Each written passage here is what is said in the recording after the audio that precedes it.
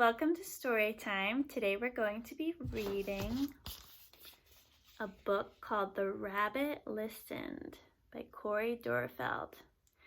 Corey Dorfeld is the author and illustrator of the book, meaning that he authored or wrote the book and he illustrated or drew the pictures. So he's the author and illustrator. Before we read, let's make a prediction or make a guess about what the book will be about. And we always want to look at the title and the illustration on the cover to help us predict or guess. What do you think the book might be about? So to me, it looks like that little boy is sad and the rabbit is comforting him and listening to how he feels. So let's read and see if our predictions are correct. The Rabbit Listened by Corey Dorfeld. One day, Taylor decided to build something new, something special, something amazing. Taylor was so proud. But then, out of nowhere, things came crashing down. The chicken was the first to notice. Cluck, cluck, what a shame. I'm so sorry this happened. Let's talk about it, cluck, cluck. But Taylor didn't feel like talking, so the chicken left. Next came the bear. Rawr, rawr, how horrible. I bet you feel so angry. Let's shout about it. Rawr, rawr, rawr. But Taylor didn't feel like shouting, so the bear left. The elephant knew just what to do. Jump-a-da, I can fix this. We just need to remember exactly the way things were. But Taylor didn't feel like remembering, so the elephant also left. One by one they came. The hyena, hee, let's laugh about it. The ostrich, gulp, let's hide and pretend nothing happened. The kangaroo, tisk, tisk, what a mess, let's throw it all away. And the snake, shh, let's go knock down someone else's. But Taylor didn't feel like doing anything with anybody, so eventually they all left, until Taylor was alone. In the quiet, Taylor didn't even notice the rabbit, but it moved closer and closer until Taylor could feel its warm body. Together they sat in silence until Taylor said, "Please stay with me." The rabbit listened. The rabbit listened as Taylor talked. The rabbit listened as Taylor shouted. The rabbit listened as Taylor remembered and laughed. The rabbit listened to Taylor's plans to hide, to throw everything away, to ruin things for someone else. Through it all, the rabbit never left. And when the time was right, the rabbit listened to Taylor's plan to build again. I can't wait, Taylor said. It's going to be amazing. Sometimes hugs say more than words. That's one of my favorite books. Let's talk about the book. Who is the main character in the book? If you can just pick one main character or the most important person or animal in the book. So it's kind of hard. But Taylor, the little kid, he's the main character. The rabbit is also important, but Taylor's the one who really focuses on the whole time, so he's the main character. Who are the other characters in the book? There's a lot of characters in this book.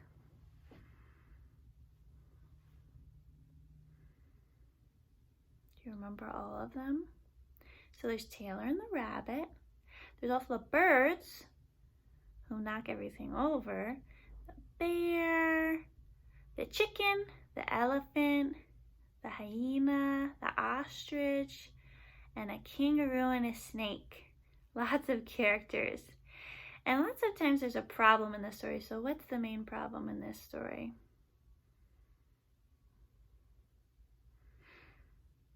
Taylor's blocks got knocked over by those birds. And he's very upset about it.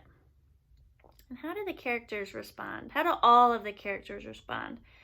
So there's 8 different animals plus Taylor. Let's think back to how those characters respond to the problem.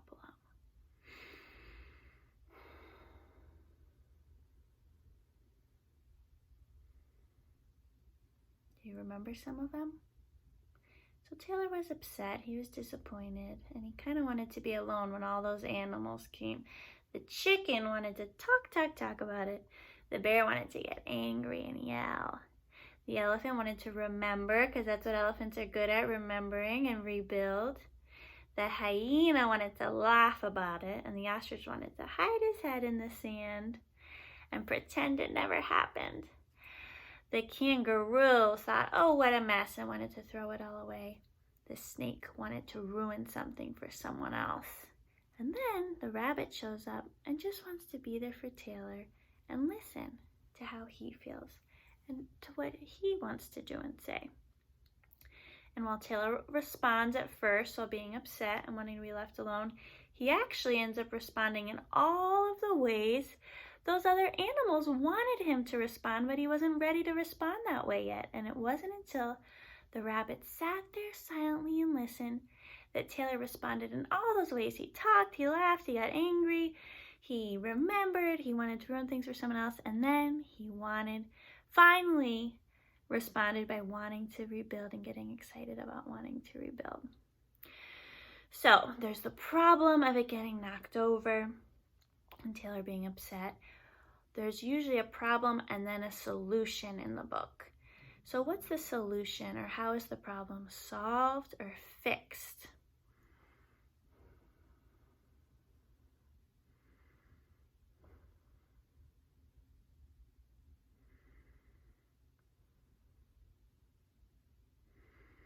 The solution was the rabbit just sitting silently and listening.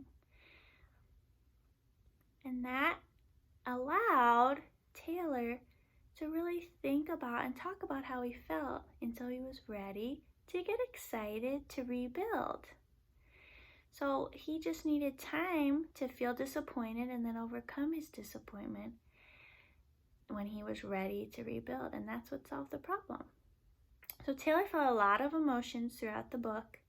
What were the different emotions Taylor felt from the beginning to the end of the book? First, he was excited and he felt proud of what he did.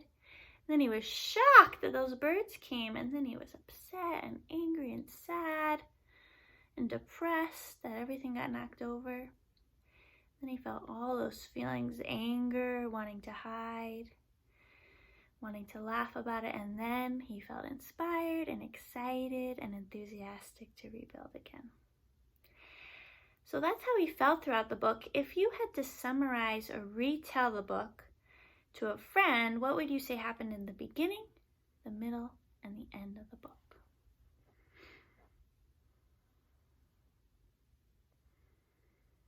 So at first, Taylor built something, but then it got knocked over. Next, all the animals came and tried to tell him what to do, and he wasn't interested in any of them. And last, finally, the rabbit came and listened to him until he was able to go through all the emotions and get excited to rebuild again. So looking at the problem and the solution and what happened in the book can help us decide the lesson, moral, or message of the story. And the lesson, moral, or message, if you remember, is what we can learn from the book and what we can learn from the problem and how the characters respond, and the solution, how they solved or fixed the problem. So what's something you learned from this book, a lesson or message? And remember also that the title can be a clue as to what the lesson, moral, or message is.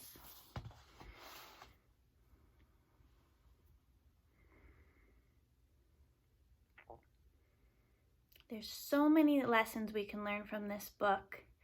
One that we can think of based on the title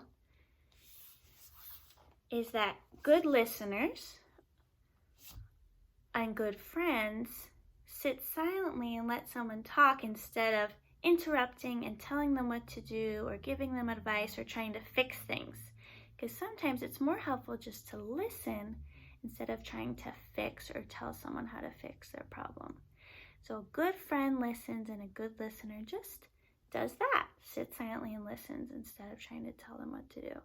Another different lesson we can learn from Taylor and how he responds to the problem is that it's really important to overcome disappointment. So it's normal to be disappointed and sad when something bad happens or when we don't get what we want or we fail or make a mistake, but it's important to overcome that disappointment and to try again. So to never give up on our goals and to keep trying again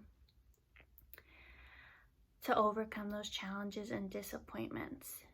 And we can learn from mistakes and learn from failure to make something even better in the future. So the next time something comes crashing down, pick yourself up and try again. So this is what I call a teachable moment, because there's something really important that we can learn from this book. And it's something that we as teachers call a growth mindset. So you can either have a fixed mindset or a growth mindset.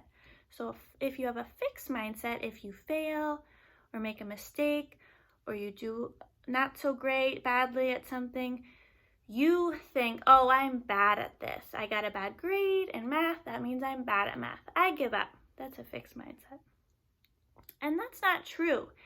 When you make a mistake or you fail, it's actually a learning opportunity. So if I get a bad grade on a math test, or I don't play well in a soccer game, instead of saying, oh, I'm bad at soccer, I'm bad at math, that's a fixed mindset, I can say, what can I do differently in the future? Maybe I'll study differently, or I'll ask the teacher for help, or I'll spend more time studying, or I'll ask a friend for help. And the same with the soccer example. Maybe I'll spend more time practicing, or I'll ask my coach what I can do differently. So we know with a growth mindset, you're not born good at things. You didn't know how to talk and walk or even smile when you were born. You learned how to do things from watching other people and getting up and falling down over and over and over again before you can become really good at something. So just like a little baby who keeps getting up after they fall down, it's important to say, oh, what should I do differently this time? And every mistake and every failure is an opportunity to learn and grow and become better. Because anyone who's had success in their life knows that they've failed a lot before they can succeed. So just like Taylor, it's important when we fail or we make a mistake or something bad happens to have a growth mindset and to know we can keep growing and becoming better if we just keep trying and practicing and doing our best. Another thing we can learn about this book is about having empathy. So all the animals other than the rabbit just were telling Taylor what to do. They didn't care how he felt, and they didn't care what he wanted to do. The rabbit was the only one who just sat and listened and let Taylor feel how he wanted to feel. So having empathy is showing someone that you feel for them. So it's showing someone that you care how they feel and you care about them. When you have empathy, you care about their emotions and you try to understand what their emotions are and you show that you care about them. That's what having empathy is. So after this activity, I want you to take some time to do a drawing activity where you can show empathy towards someone else. So think about someone you care about, and maybe they're feeling sad, or maybe it's just someone who could use a little extra love from you, because who couldn't use a little extra love from you? So I want you to draw something for someone to show them that you care about them. And if you don't have drawing materials, you can just do something for them, or you can talk to them to show them you care. Maybe you ask them how they feel, or maybe you know that something stresses them out or bothers them, and you can do something that will help them, or just draw them something to show that you love them and care about them and are thinking about them, and it'll brighten their day and make them smile. So that's the drawing activity I'd like for you to do. For example, you could I'll write my mom a thank you card, and I'll tell her all the reasons I love her and all the things she does for me that I appreciate and am thankful for, and all the things that make her special and different and important to me. Maybe I'll share some of my favorite memories that I've had with her, and that will show her that I care about her and that she's important to me.